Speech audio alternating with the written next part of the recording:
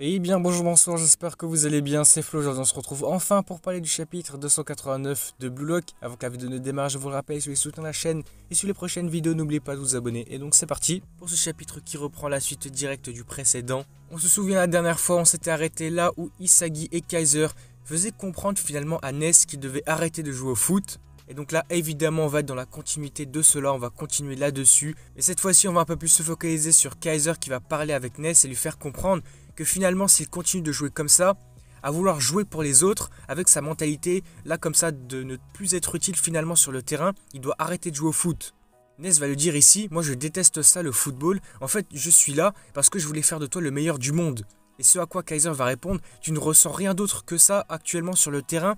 Si tu ressens ça en fait pour l'instant, on n'a pas besoin de toi. Ici ce n'est pas un endroit pour les perdants qui vivent pour quelqu'un d'autre. Les mentalités un peu de ce type là ne sont pas censées exister sur le terrain. Donc tu devrais vraiment arrêter de jouer au foot. Là c'est vrai qu'ici c'est complètement fou qu'on prend un peu de recul. C'est un peu la chute, la déchéance de Ness. Puisque là vraiment il est mis de côté, il ne sert plus à rien. Kaiser va lui dire, pour la révolution du football entre toi et moi, on n'a même pas besoin d'un port conservateur et irréfléchi comme toi. Vraiment ils le font dégager comme ça. Ils lui disent vraiment tu sers à rien, t'es exclu carrément du terrain. De son côté, Isagi va un petit peu réfléchir quant à Ness justement. Il va dire dans cet environnement qui s'accélère et qui change sans cesse, c'est une personne qui prend du retard. Donc c'est pour ça que cette personne-là, ce genre de personne a du mal à évoluer. Et c'est pour ça que là, elle est mise de côté justement. Ici, plus personne n'attend rien de lui. Si Kaiser n'est pas là, il ne peut pas aller plus loin, il ne peut pas briller. C'est un talent en voie de disparition. Le chapitre continue ensuite du côté de Rin qui va penser à différentes choses, réfléchir quant à l'évolution du match tout simplement, à la suite. Donc la situation est désastreuse, je veux tout détruire et pourtant cette action sera exploitée pour une contre-attaque. J'ai donc besoin de quelque chose qui surpasse même cela, une percée destructrice est nécessaire. Et c'est donc là qu'on va voir Rin repasser un peu en mode berserker mais un petit peu contrôlé j'ai l'impression. Parce que là on voit que ses yeux ne sont pas complètement noirs non plus, on voit qu'il est quand même réfléchi d'une certaine manière. Et donc là il va se dire, trouve un autre moyen de percer, d'évoluer. En ce moment, sur ce champ de bataille plein d'injustices, je vais me les faire, je me sens encore mieux.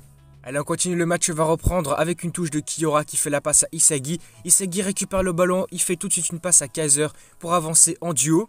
Kaiser va se rendre compte que Rin est un petit peu en retrait. Il va se dire, attends, il ne fonce pas sur Isagi pour lui voler le ballon. Il essaie de le marquer pour l'instant. Ici, Isagi va le comprendre. Rin essaie surtout de le marquer pour essayer de l'empêcher de jouer avec Kaiser. Pour l'instant, il essaie vraiment de le bloquer.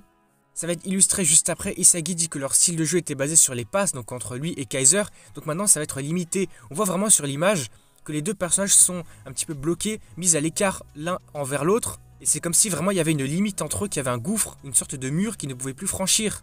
Ici, j'ai un petit peu comme l'impression qu'il manquait comme un joueur central qui serait là pour faire la liaison entre les deux personnages. Et ici, je pense que par exemple, Ness aurait pu remplir ce rôle, et finalement, j'ai l'impression que ça va pas être le cas. Vraiment, il manque vraiment un joueur au milieu. Ici, on va vraiment voir que sur le terrain, maintenant, ça devient très compliqué. Isagi se retrouve isolé de Kaiser et Kaiser isolé de Isagi. Donc ça devient vraiment compliqué d'avancer. Là, Isagi se donne vraiment à fond pour essayer de se démarquer, de faire quelque chose, mais on voit que c'est un petit peu compliqué quand même.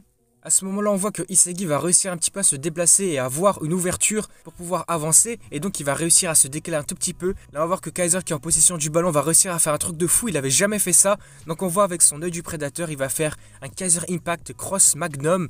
Donc, en fait, c'est une passe avec la capacité, la puissance du Kaiser Impact. Vraiment, c'est un truc de fou. Et donc, pour récupérer cette passe de Kaiser, ce Kaiser Impact en passe, vraiment, c'est un truc de malade. Il va réussir à passer dans l'angle mort de Rin pour essayer de le récupérer.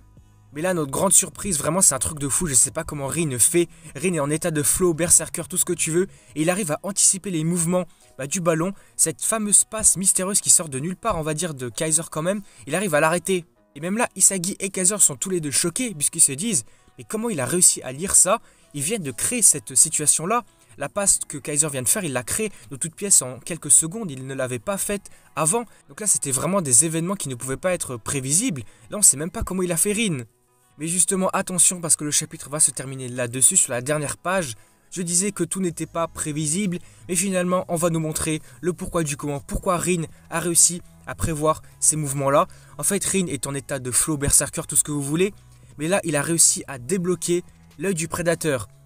C'est pas comme si Rin était déjà surcheaté, tu nous rajoutes une évolution. Vraiment, c'est un truc de fou. Rin débloque l'œil du prédateur. Mais là, c'est vrai, c'est un petit peu particulier, j'ai l'impression. Parce que si je prends un petit peu de recul, j'ai l'impression que là, Rin a un œil du prédateur peut-être différent. Pourquoi là, son œil du prédateur, il est utilisé d'une manière un peu plus défensive? À la base, l'œil du prédateur, c'est plus offensif pour marquer des buts, faire des choses comme ça. Là, pourquoi c'est plus défensif? Il a réussi à intercepter une passe de Kaiser pour l'empêcher d'être réceptionné par Isagi.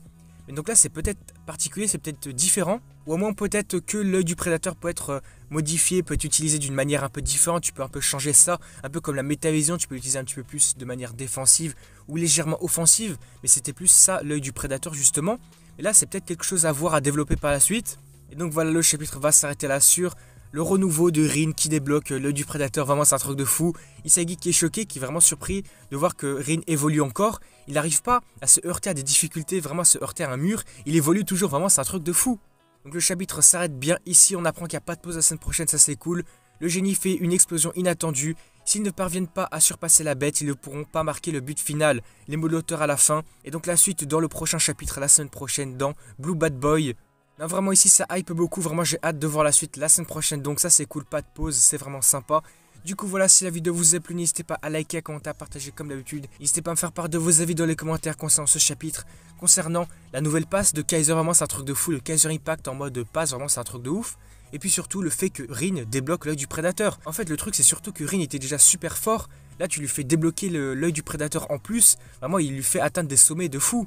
Voilà, donc n'hésitez pas à me faire part de tout ça dans les commentaires et puis surtout, n'hésitez pas également à vous abonner à la chaîne pour soutenir et suivre les prochaines vidéos Blue Lock. Et du coup, moi je vous dis à la prochaine.